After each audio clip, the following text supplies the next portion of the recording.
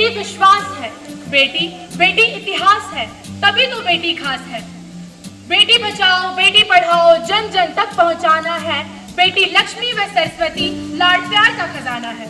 बेटी बेटी पढ़ाओ बेटी बचाओ बेटी पढ़ाओ, बेटी बचाओ बेटी पढ़ाओ, बेटी बचाओ बेटी पढ़ाओ। बेटी बचाओ बेटी पढ़ाओ, बस हर तरफ यही एक नारा सुनाई दे रहा है। मूर्खों, इसका मूल अर्थ समझते हो? क्या इतना सरल है बेटी को बचाना और फिर पढ़ाना? कुरुक्षेत्र में रक्त बहा था, आज भी धरती लाल है। क्या अर्थ रहा उस युद्ध का? नारी आज भी बेहाल है, बेहाल है, आज भी बेहाल है, वो आज भी बेहाल है। अभी सुनती हो? इधर तो आओ। मुन्नी, ओ बिटिया मुन्नी, तनी क्या तो आओ। ऐसी खबर लाया हूँ कि खुश हो जाओगे। जी पिताजी। अरे वाह मिठाई, मजा आ गया। पिताजी जरूर कोई अच्छी खबर लाए। क्या बात है, बड़े खुश लग रहे हो। कोई खजाना हाथ लगा है क्या? कुछ ऐसा ही समझ लो। बिटिया का दाखिला इस शहर के सबसे बड़े कॉलेज में मिला है। आज हमारी बेटी की मेहनत सफल हो गई। अब तो मुझे भी लगता है इसके बड़े बड़े सपने सच होंगे। मैंने कभी भी नहीं सोचा था हमारी बेटी इतनी बड़े कॉलेज में पढ़ेगी। धन्य है प्रभु तुम्हारी लीला। हाँ पिताजी, मुझे तो यकीन ही नहीं हो रहा कि मैं भी कॉलेज जाऊंगी। ये सब तो ठीक है, मगर सोचा है इस सब के लिए पैसे कहाँ से आएंगे? पहले तो इसके स्कूल का खर्चा स्कूल स्कॉलरशिप से ही होता था। अब तो बड़ा कॉलेज है तो बड़ा खर्चा भी होगा। कैसे होगा ये सब? इस सब की चिंता नहीं है। बिटिया का दाखिला PMSS स्कीम के अंतर्गत हुआ है। अब ये PMSS स्कीम क्या है? यह प्राइम मिनिस्टर स्कॉलरशिप स्कीम है।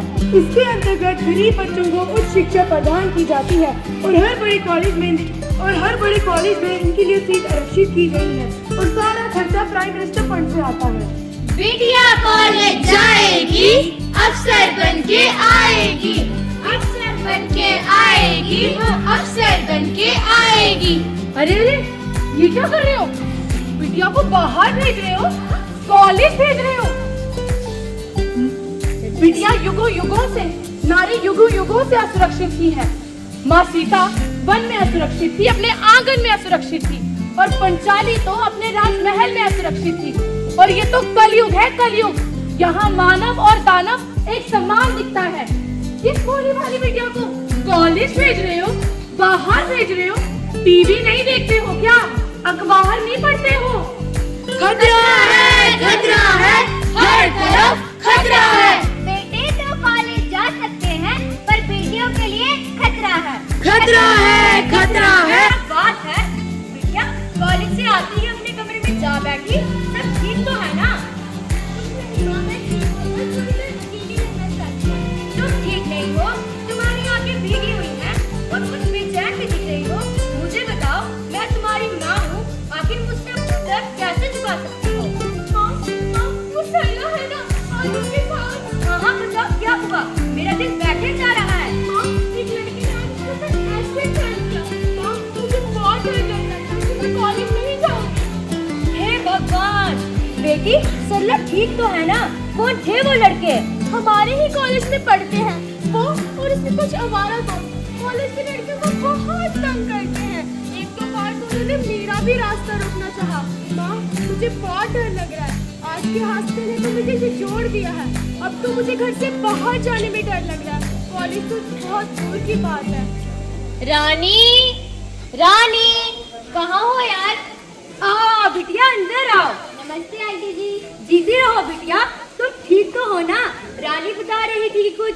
सब ठीक है आंटी जी, बस कुछ लड़के मुझे डराने की कोशिश कर रहे थे। मैंने कॉलेज के प्रशासन से उनकी शिकायत कर दी और वह चिढ़ गए। अगर इस हादसे में तुम्हें कुछ हो जाता तो? हाँ, समस्या तो बड़ी गंभीर है, पढ़ के इसका हल पढ़ाई छोड़कर घर बैठना है। नहीं रानी नहीं, चुपने से समस्या हल नहीं होगी, इसका सामना करना होगा। और फिर इस लड़ाई में तुम अकेली नहीं हो, सारा परिवार तुम्हारे साथ है। सरला जैसी बहादुर मित्र तुम्हारे साथ है। और जानती हो, उन लड़कों को पुलिस ने पकड़ लिया है। अब तो उनकी बाकी की उम्र जेल में ही कटेगी। रानी, राजू भैया ठीक कह रहे हैं। अगर हम लड़कियां ही हिम्मत हार गई तो हमारी कोई भी मदद नहीं करेगा। हाँ रानी, जरा यह तो सोचो, समाज में आधी संख्या स्त्रियों की है और यह वर्ग अगर शिक्षा से वंचित रहेगा तो क्या यह समाज उन्नति कर सकेगा? तुम जैसी प्रतिभाशाली लड़की अगर चंद हादसों से डरकर घर बैठ जाएगी तो तुम जैसी कई लड़कियों के पढ़ने का सपना, आत्मनिर्भर बनने का सपना टूट जाएगा। उन सबके आत्मविश्वास को ठेस पहुंचेगी। तुम तो हम सबके लिए प्रेरणा हो। अब तो करो या मरो की स्थिति है। अब महिलाएं घर के आंगन तक सीमित नहीं रहेंगी, वह पढ़ेंगी और आत्मनिर्भर भी बनेंगी। अब महिलाएं शिक्षा स्थानों में, कार्यालयों में, सड़कों पर, बसों में सुरक्षा, प्रशासन को सुरक्षा सुनिश्चित करनी ही होगी। यह हर लड़की का अधिकार है कि वह पढ़े और आत्मनिर्भर बने। वह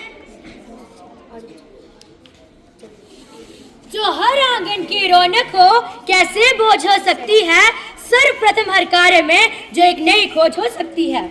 चाहे घर का काम करे या नभ की उड़ान भरे, अंतर शक्ति हो जिसमें वो कैसे विश्राम करे। मान करे, सम्मान करे, नई सोच निर्माण करे, बेटी बचाकर और पढ़ाकर सर्वोत्तम कोई काम करे। दे दो बेटी का अधिकार, फिर देखो उसका आविष्कार। शुद्ध दृष्टि शुद्ध विचार, शुद्ध दृष्टि शुद्ध विचार, बस कर दो इतना सा उपकार। फिर देखो बेटी की शक्ति, क्या क्या है वो कर सकती। क्या विश्व विजेता नहीं बनती जिसने की संसार की उत्पत्ति।